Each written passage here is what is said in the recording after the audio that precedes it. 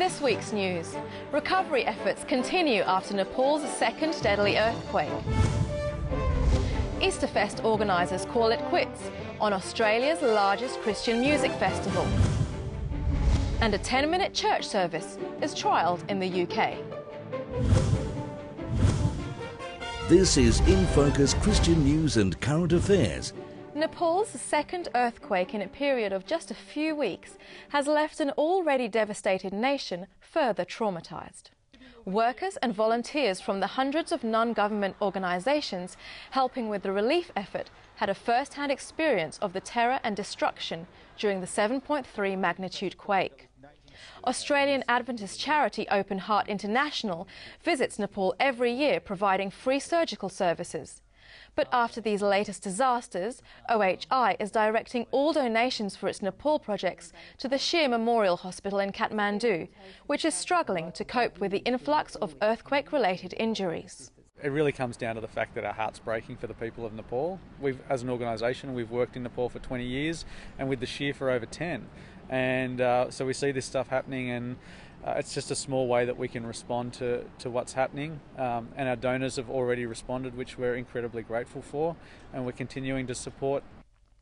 Relations between the United States and Cuba look set to warm up, thanks in part to the involvement of the first Latin American Pope. During a visit to the Vatican, Raul Castro thanked Pope Francis for his role in bringing the two nations closer together.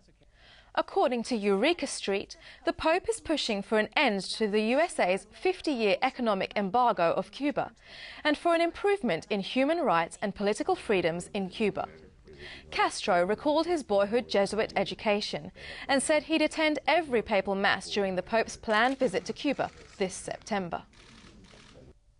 After 17 years of Australia's largest alcohol-free ticketed event, the Easterfest journey has come to an end. Organisers of the Christian Music Festival say there's been a gradual slide in crowd numbers over recent years and that the festival in its current form is no longer sustainable.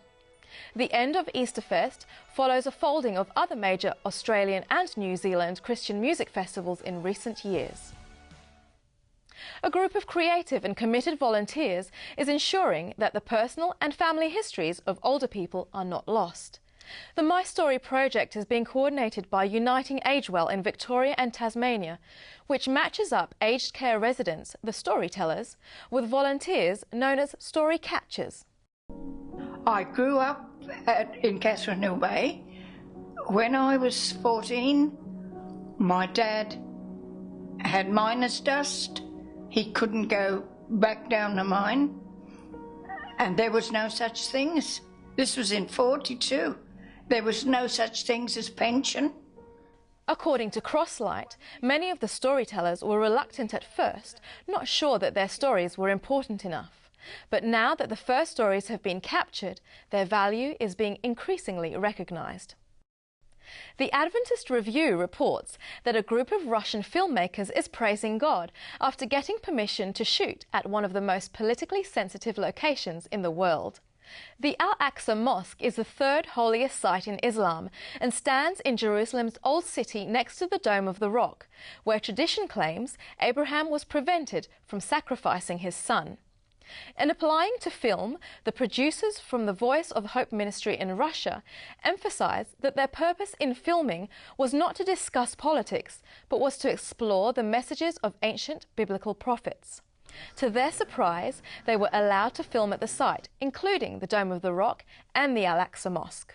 Именно эта часть скалы, на которой Авраам должен был принести в жертву Исаака, и когда связал его, Бог сказал ему не делать этого, и вместо Исаака был принесен агнец. Just a couple of months ahead of a decision on women's ordination by Adventist World Church delegates, regional leaders in Berlin have voted to begin ordaining women pastors in their jurisdiction as soon as possible. World church leaders have previously warned regional administrators against moving independently on women's ordination, but it has not stopped the Adventist Church in parts of Europe and North America from stepping outside of church policy. At the meetings in Berlin, attempts to delete or moderate the motion on women's ordination were voted down. Would you attend church more often if the service took just 10 minutes? That's the question the Reverend David Burgess tried to answer together with his congregation at Horridge, northwest of London. According to the Buckinghamshire Advertiser, the 10-minute liturgy may well be a world first for the Anglican Communion. But Reverend Burgess says there was no watering down. In fact, he says it was a valuable experience that helped identify the essence of true worship.